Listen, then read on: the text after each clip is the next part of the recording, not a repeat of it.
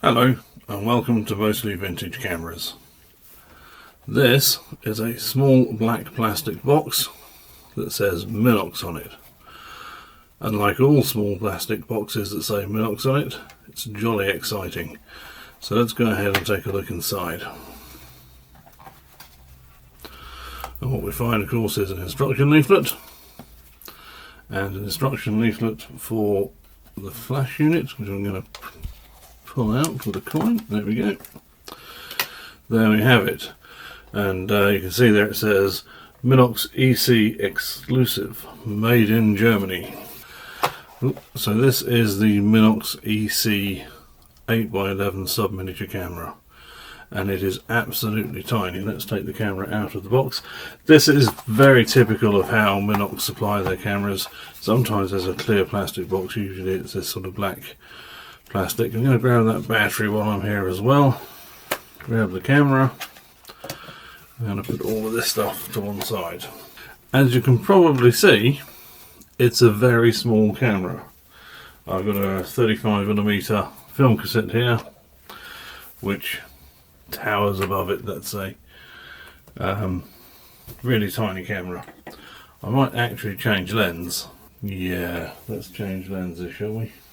That's better. Now we can see the camera a little bit more detail. Generally I have to use a wide angle lens on this shooting situation, but this is, you know, barely longer than my little finger.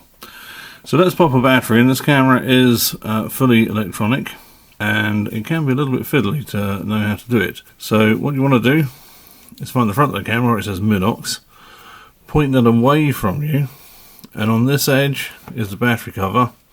Now the temptation is to grip the camera like this and then try and pull the cover off, but of course if you're gripping the cover at all, you're not going to be able to do that. So you want to just put your fingernail here, pull this back, and the cover comes off.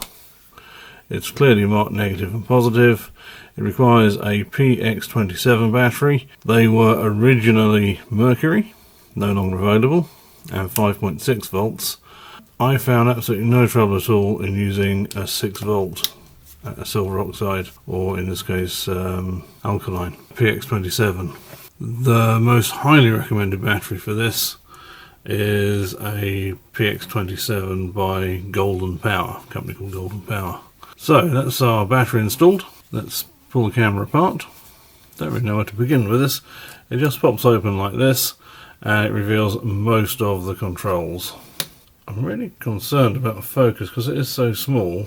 It's quite hard to know if it's in focus or not. So this camera was made, or first went on sale perhaps I should say, in 1981. Now there's a bit of confusion online, a bit of debate if you will, as to when it stopped being made, but the most reliable information I can find is it was on sale from 1981 to 1998, at which point an updated version called the ECX went on sale. But then in 2000, 100 pieces were made for the Minox Historical Society.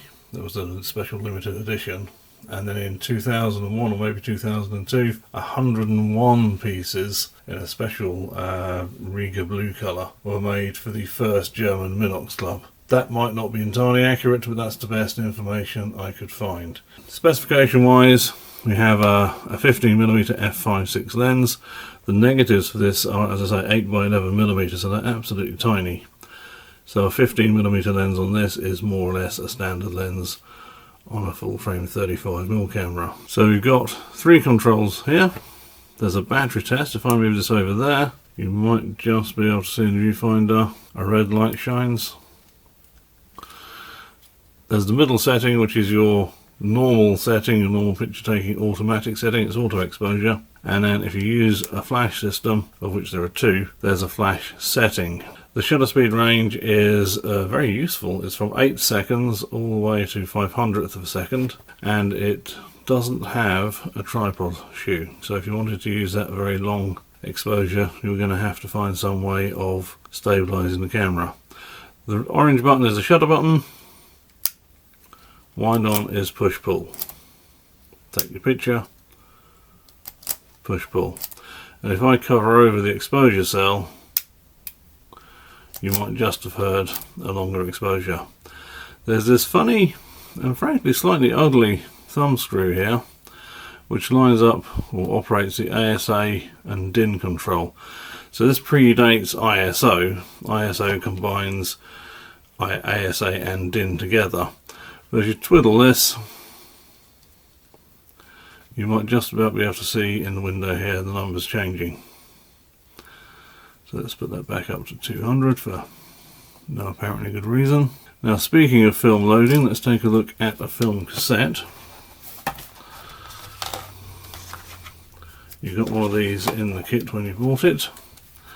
Now this film has been used, it's just a cassette, there's no film in it. So ordinarily you'll see a strip of film across the top here. So, film loading. Pull the camera apart. Push this little silver stud by the viewfinder and put it all the way apart. And then I find it's best to sort of twist like that and the camera will come out of the shell. Now before we go any further, we need to turn it upside down and look at this little dial here. There's a frame counter on this side and the camera can take either, I'm going to say 15 exposure or 36 exposure films. And before we put the film in, we need to turn this.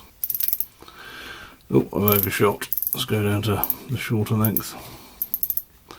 So you see there's a red marker here, just before the number 15. So this is your start position for a 15 exposure film.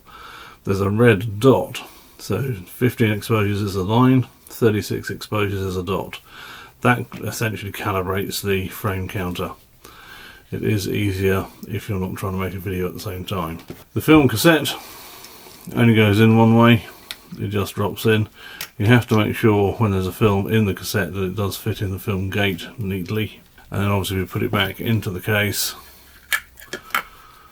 Again, trying to do this on camera. If I put that rear back corner in first, I find it slides in quite nicely. And at this point we need to press that silver stud again and away it goes all the way in. And that really is all the controls. It's a fixed focus lens, which is why it's f5.6 and not 3.5. Like, it'll give sharp results from about 1 meter to infinity. You open it, you press the button and you wind on, and that's all there is to it. Once you set the ASA and the frame counter, of course. This is made of glass fibre reinforced plastic, unlike other Minox sub-miniature cameras which tend to be brass or aluminium or sometimes steel. There is one other feature of the camera, that light we looked at earlier as a battery check.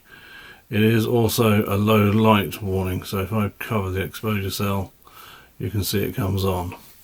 Now if you do want to pay attention to that, here's a picture where I didn't and it's a little bit blurry. Kind of spooky, kind of like it, but it's obviously a little bit soft and in extreme circumstances. So yeah, pay attention to the low light warning or the camera shake warning lamp. The exposure cell incidentally is just here. I don't know how well you can see that.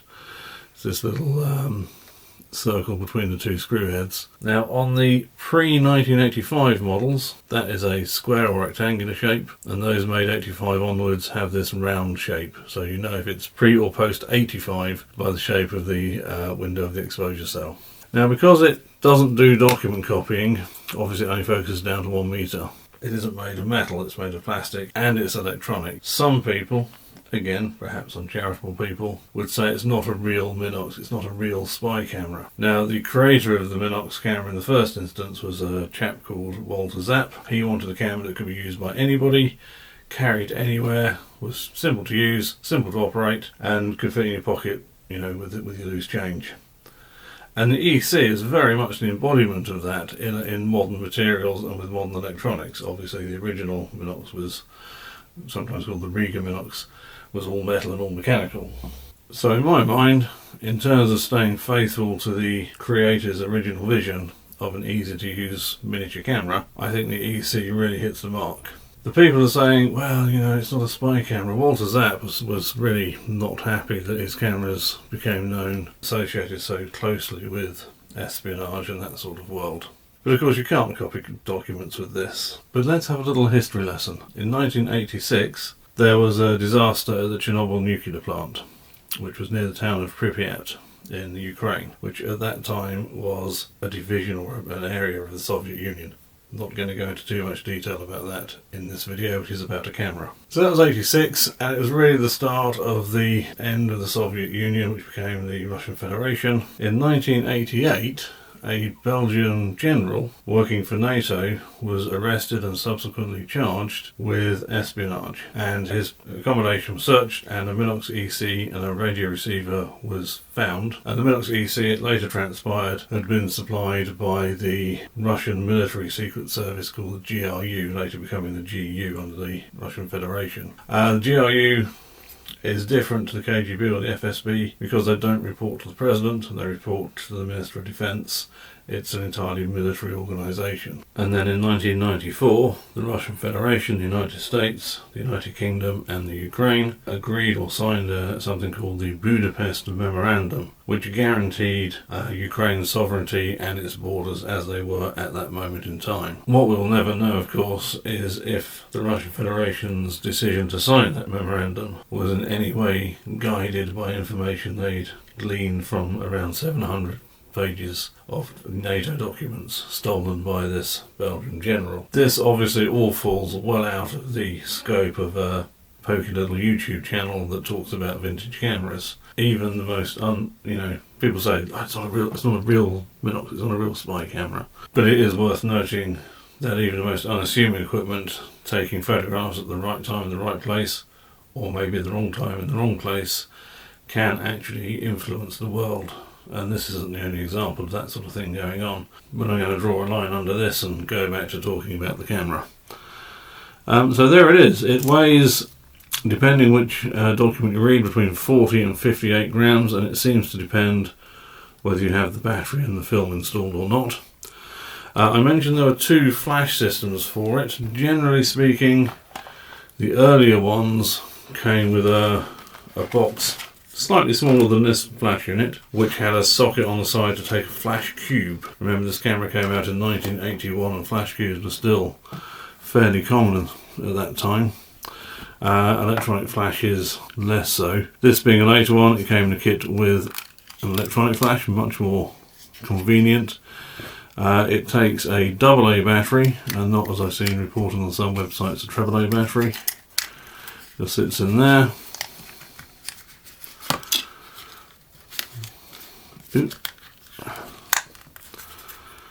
There we go. It has a very strange flash connector.